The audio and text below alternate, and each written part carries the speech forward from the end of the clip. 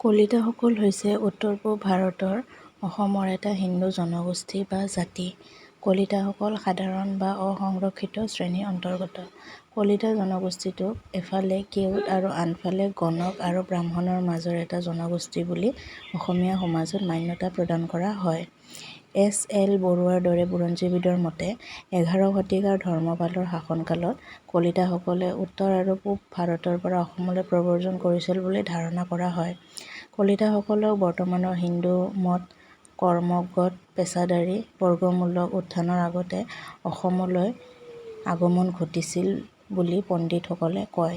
এক অলিখিত কিংবদন্তি অনুসৰি পৰশুৰামে ক্ষত্ৰিয়ক নিঃশেষ কৰিবলৈ সংকল্পবদ্ধ হোৱাৰ সময়ত তেওঁৰ ক্ৰোধৰ পৰা পলায়ন কৰি অসমৰ অৰণ্যত আত্মগোপন কৰা ক্ষত্ৰিয় বোলাৰ প্ৰসংগত কলিতাসকলক কুল লুপ্ত কুল অৰ্থাৎ জাতি আৰু লুপ্ত অৰ্থাৎ লুকাই যোৱা বা হেৰাই যোৱা বুলি কোৱা হয়। অৱশ্যে কলিতাৰ প্ৰসংগত এই কুললুপ্ত বোলা ধাৰণাটো পণ্ডিত বাণীকান্ত কাকতি, কমলাকান্ত ভট্টাচাৰ্যকে আদি কৰি অসমৰ ভালেকেইজন লোকে মিছা, ভিত্তিহীন আৰু অপমানজনক বুলিহে ব্যক্ত কৰি গৈছে। কলিতাসকলক অসমত স্থায়ীভাৱে নিবাস কৰিবলৈ লোৱা প্ৰথমটো আৰ্যমূলীয় জাতি বুলি কোৱা হয়। কৃষি কৰ্মই হৈছে আৰ্যৰ প্ৰাথমিক পৰিচয়। প্ৰথমাৱস্থাত উৰ্বৰ মাটিত সন্ধানতে হয়তো আৰ্যসকল অসমলৈ প্ৰব্ৰজন কৰিছিল আৰু অনাৰ্যৰ লগত যুদ্ধ কৰি ভূমি অধিকাৰ সুৰক্ষিত কৰিছিল আৰু তাৰ বহু পাছতহে ইয়ালৈ ব্ৰাহ্মণসকলৰ আগমন হয়। আচলতে নাঙলে মাটি চহাই খেতি-বাতি কৰা পদ্ধতি আৰ্যপুত্ৰ কলিতাসকলে অসমলৈ আনে। সেইকাৰণে পণ্ডিতসকলে কলিতাসকলক বৈদিক আৰ্য জাতিৰ মূলতঃ ক্ষত্ৰিয় বৰ্ণৰ অন্তৰ্গত বুলি গণ্য কৰে। কনকলতা বৰুৱাই কৈছে যে আৰ্যৰ এটা শাখা প্ৰথমে উত্তৰ-পূবৰ পৰা অসমত প্ৰৱেশ কৰিছিল আৰু সেই আদিম আৰ্যসকলৰ বংশধৰসকলেই হৈছে বৰ্তমান সময়ত অসমীয়া কলিতাসকল।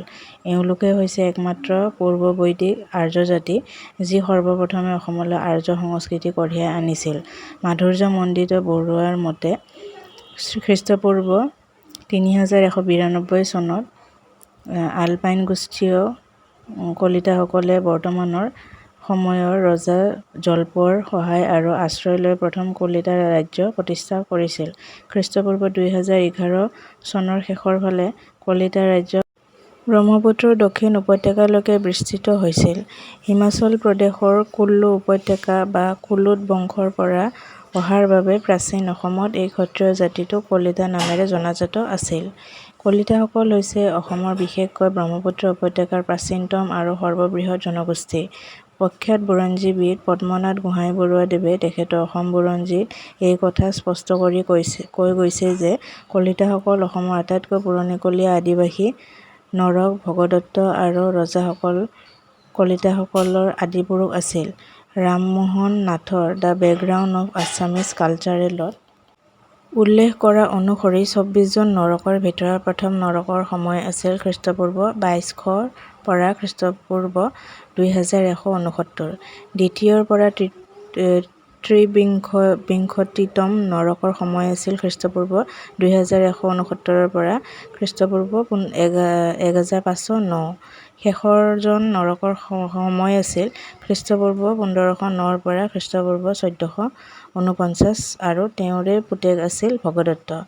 শংকৰকাল বৰুৱাই উল্লেখ কৰিছে যে ধৰ্মপালৰ ৰাজত্ব কালত কলিতাসকল উত্তৰ ভাৰতৰ পৰা অসমলৈ আহিছিল। ড বি. এছ. ঘোষে গুজৰাটৰ আলপাইন নগৰ ব্ৰাহ্মণৰ পৰম্পৰা, বৈশিষ্ট্য আদিৰ লগত উত্তৰ-পূব ভাৰতৰ আলপাইন আৰ্যসকলৰ সাদৃশ্য বিচাৰি পাইছিল। কামৰূপ ৰজা ভাস্কৰ বৰ্মৰ নিধানপুৰ ভূমি অনুদানত উল্লেখ কৰা উপাধিসমূহৰ সৈতে তেওঁ কলিতাসকলক যুক্ত কৰিব খোজে।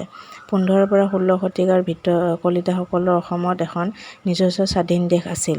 অষ্টাদশ শতিকাত ৰচিত চক্ৰপাণি বৈৰাগীৰ গুৰুচৰিত কথাত মহাপুৰুষ ভৱানীপুৰীয়া গোপালতাৰ পিতৃভিঠা বুলি কলিতা দেশৰ প্ৰসংগ আনিছে। প্ৰথমবাৰলৈ জাতিবাচকভাৱে ১৬৫৭ খ্ৰীষ্টাব্দৰ বৰপেটা সত্ৰৰ তামৰ ফলিত কলিতা শব্দৰ প্ৰয়োগ কৰা হৈছিল। তাৰ পাছলৈ দৈত্যাৰি ঠাকুৰকৃত শ্ৰী শ্ৰী শংকৰদেৱ মাধৱদেৱ চৰিততে আদি কৰি বিভিন্ন লেখ ফলি শাসনত চেগা চুৰুকাকৈ জাতিবাচক ৰূপে কলিতা শব্দ অসমৰ কলিতাসকল জন্ম অনুসাৰে অতীজৰ পৰা বহুধা বিভক্ত।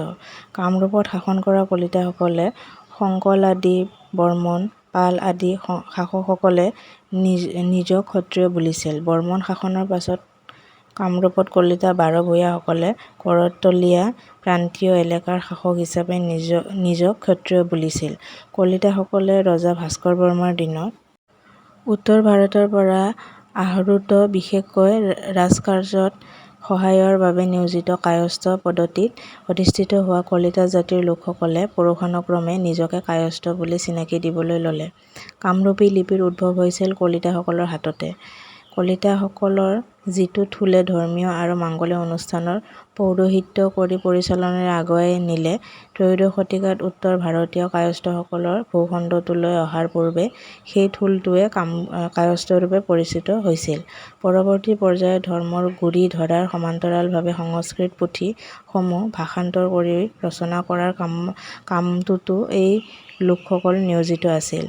এনেকৈ কায়স্থ ৰাজ-বিষয়ে পৰম্পৰাগত কামৰূপীয়া ভাষাত চৰ্চা তথা শিক্ষা দিয়া, ৰাজ অনুগ্ৰহ পোৱা, ধৰ্মীয় কাম-কাজৰ সৈতে জড়িত কলিতাসকলৰ এটা ডাঙৰ থোলে নিজস্ব কায়স্থ পৰিচয়ৰ লগত সম্পৃক্ত কৰি ল'লে।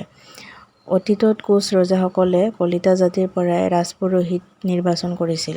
পাছলৈ কোচ ৰজা বিশ্বসিংহৰ দিনতে কলিতাৰ ঠাইত ব্ৰাহ্মণক নিয়োগ কৰা হয়। এই ঘটনাৰ বাবে সমাজত কৰ্তৃত্ব আৰু শ্ৰেষ্ঠতাক লৈ এই উত্তৰ ভাৰতীয় ব্ৰাহ্মণসকলৰ লগত ইয়াৰ কলিতা, দেওধাই আদি কোচ পুৰোহিতসকলৰ বহু বছৰ ধৰি সংঘৰ্ষ চলি আছিল। কমঠাধিপতি দুৰ্লভ নাৰায়ণে আনয়ন কৰা কায়স্থ সকলে কামৰূপত থিতাপি লোৱাৰ পৰৱৰ্তী কালত ইতিপূৰ্বে ধৰ্মীয় কাম-কাজ আৰু পুৰোহিতালি কৰ্মৰে জড়িত উত্তৰি লোৱা কলিতা সকলেও নিজকে কায়স্থ বুলিবলৈ লয়। অৱশ্যে পুৰোহিত শ্ৰেণীৰ অনেক কলিতাই উত্তৰি ধাৰণ কৰিও নিজকে কায়স্থ পৰিচয়ৰে সংপৃক্ত নকৰাকৈয়ে ৰৈ গৈছিল। যদিও কলিতাসকলৰ নৃগোষ্ঠীয় পৰিচয় আলপাইন আৰ্য ক্ষত্ৰিয়, তথাপি বৃহত্তৰ অসমীয়া সমাজ গঠনৰ উপলক্ষতে হওক অথবা সময়ে সময়ে হৈ অহা বাহিৰা আক্ৰমণ বা শাসনৰ সময়তে হওক, পৰিৱেশজনিত সামাজিক একতাৰ উপৰি আৰ্য সংস্কৃতিত বিনিময় আৰু সংমিশ্ৰণৰ বাবে হোৱা ক্ৰম বিৱৰ্তনৰ ফলশ্ৰুতিত এই জাতিত পদ্ধতিগতভাৱে আন আৰ্য আৰু অন-আৰ্য ভিন্ন বহু মানুহ অন্তৰ্ভুক্ত হৈ পৰিল। কায়স্থসকলে বৰকলিতাকো তেওঁলোকক নাম-নাচত বুলি ঘোষণা কৰিব খোজে। কেৱল কামৰ ভাগ হিচাপে বেলেগ বেলেগ বৃত্তি গ্ৰহণ কৰি জীৱিকা নিৰ্বাহ কৰাৰ আছিলাতে কলিতাসকল ভিন ভিন সম্প্ৰদায়ত বিভক্ত হ'ল। কলিতাসকল নিজে মূলতঃ কৃষিজীৱি যদিও অসমৰ জাতীয় জীৱনৰ অংগাঅংগী প্ৰতিটো বৃত্তি, পৰম্পৰা, ব্যৱস্থাত এই জাতিৰ প্ৰভাৱ আছে। অতীততে কোচসকলে ৰাজপুৰোহিত কলিতাসকলৰ পৰা নিৰ্বাচন কৰিছিল। পাছলৈ কোচ ৰজা বিশ্বসিংহৰ দিনতহে কলিতাসকলৰ ঠাইত ব্ৰাহ্মণসকলক নিয়োগ কৰা হয়। আৰ্যপুত্ৰ কলিতাসকলে শংকৰদেৱৰ দ্বাৰা প্ৰচাৰিত একশৰণ হৰিনাম ধৰ্ম আঁকোৱালি লৈ মেধি, বুঢ়াভকত, ধৰ্মপ্ৰচাৰক, ধৰ্মাধিকাৰ আদি অনেক দায়িত্ব গ্ৰহণ কৰি অসমত মহাপুৰুষীয়া ধৰ্মৰ প্ৰচাৰ আৰু প্ৰসাৰৰ ভূমিকা লৈ আহিছে। তদুপৰি তেওঁলোকে আহোম, কোচৰ আদিৰ শাসনকালৰ ৰাজদূত, বিষয়া, পাইক হিচাপে কাম কৰিছিল। আহোম আৰু কোচ ৰাজ্যৰ অগ্ৰণী পদবীসমূহ ক্ৰমে বৰুৱা, ফুকন, চলিহা, বৰ-কাকতি, বৈৰাগী, সাতনিয়াৰ, ভূঞা, খাউণ্ড, ভাণ্ডাৰ কায়স্থ অৰ্থাৎ ভৰালী, কাকতি বা কায়স্থ, নেওগ, তামুলী, খাৰঘৰীয়া আদি উপাধিবোৰ কলিতাসকলৰ মাজতো বিশেষভাৱে পোৱা যায়। অৱশ্যে ফুকন, বৰুৱা আদি উপাধিবোৰ আহোম, কলিতা আৰু ব্ৰাহ্মণসকলৰ মাজত সমানে পোৱা যায়। তদুপৰি বৰা, বৰুৱা, শইকীয়া, হাজৰিকা আৰু ৰাজখোৱা উপাধিসমূহ আহোম, চুতীয়া, কোচ আৰু কলিতাসকলৰ মাজত দেখা পোৱা যায়। বৈৰাগী আৰু খাউণ্ড এই দুয়ো উপাধি আহোম ৰজাৰ ৰাজদূত সকলক প্ৰদান কৰা হৈছিল। এই উপাধি প্ৰদান কৰোঁতে কলিতাসকলক প্ৰাধান্য দিয়া গৈছিল। আনহাতে প্ৰধানকৈ মোগল শাসিত পশ্চিম অসমত, পাছলৈ ব্ৰিটিছ অসমতো কলিতা সকলে ৰাজহ-বিভাগত আগস্থান পাইছিল। চিৰস্তাদাৰ চৌধুৰী, তালুকদাৰ, মজিন্দদাৰ, ঠাকুৰীয়া, তহবিলদাৰ, লহকৰ, চুবাদাৰ আদি উপাধিসমূহ ইয়াৰ উদাহৰণ। তদুপৰি কলিতা জনগোষ্ঠীৰ লোকসকলে বিভিন্ন সময়ত আন আন বৃত্তি বা কৰ্মত মনোনিৱেশ কৰাৰ কাৰণে তেওঁলোকক সমাজত ভিন ভিন নামেৰে জনা গৈছিল। বহু সময়ত তেনে কাম আৰু দায়িত্বৰ ওপৰতে ভিত্তি কৰি ভিন ভিন উপাধিও লাভ কৰিছিল।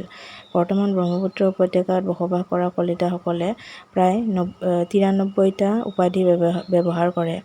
ইয়াৰ ভিতৰত মহন্ত, দত্ত, ভূঞা, পাকবন্ধা, কলিতা, দাস, বাৰিক, সেনাপতি, পাঠক, পাটগিৰি, পোদ্দাৰ, অধিকাৰী, বৰা, বৰ্মন, ডেকা, দিহিদাৰ, মেধি, পাটোৱাৰী, সুন্দুৰী, কায়স্থ, বৈৰাগী, খাউট, বেজবৰুৱা, জৰামুৰীয়া, খনিকৰ, দঁত-বদৰা, ভকত, বাৰকীয়াল, বৰদলৈ, ধন্দিয়া, গায়ন, বায়ন, দেউৰী, নামতীয়াল, সূত্ৰধাৰ, পুৰকায়স্থ, ডাকুৱা আদিয়ে প্ৰধান। অৱশ্যে ইয়াৰ বহু উপাধি কলিতাসকলৰ বাহিৰেও আন আৰু জনগোষ্ঠীয় লোকেও ব্যৱহাৰ কৰা দেখা যায়। বৰ্তমান ব্ৰহ্মপুত্ৰ উপত্যকাৰ প্ৰায় প্ৰত্যেকটো মহকুমাতে এই জনগোষ্ঠী পোৱা যায়। কলিতাসকল এই ভূখণ্ডৰ সাবেক বাসিন্দা। ভাৰতবৰ্ষলৈ আৰ্যসকল অহাৰ বহু পূৰ্বে অহা আলপাইনসকলেই হৈছে কলিতাসকলৰ নৃগোষ্ঠীয় পৰিচয়। ইয়াৰ পাছতো অনেক সময়ত বিভিন্ন দিশৰ পৰা অনেক লোক আহি ব্ৰহ্মপুত্ৰ উপত্যকাৰ আলপাইনমূলীয় কলিতাসকলৰ লগত বিলীন হৈছে। কুলোটাছ সকলৰ এটা ঠালো কলিতাসকলৰ অন্তৰ্ভুক্ত হৈছিল। কনৌজৰ পৰা অহা কিছু লোক আৰু ইয়াৰ বহু পূৰ্বেই হিমালয়ৰ পাদদেশত থকা লোকসকলৰ বহু লোক বৃহত্তৰ কলিতাসকল এক অংশৰ পূৰ্বপুৰুষ বুলিব পাৰি।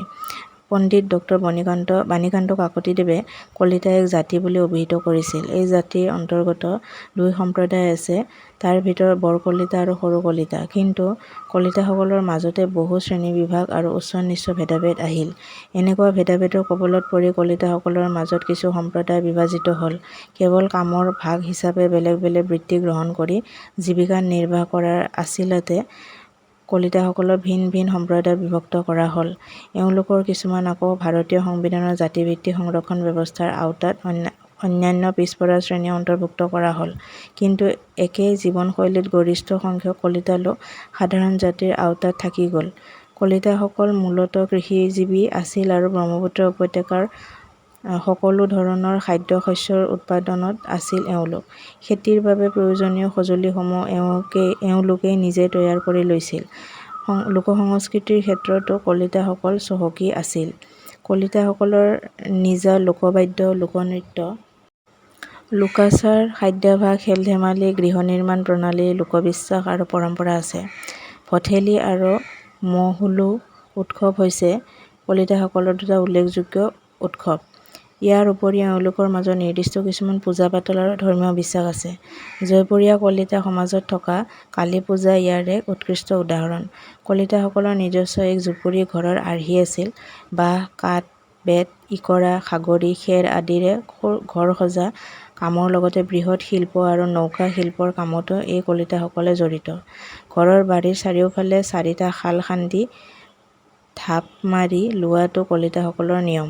ইয়াৰ উপৰিও কলিতাসকলৰ গোহালি, ভঁৰাল-ঘৰ, ঢেঁকীশাল, বৰঘৰ, ৰান্ধনীশাল আৰু জুইশাল পতাৰ নিৰ্দিষ্ট নিয়ম আৰু পৰম্পৰা আছে।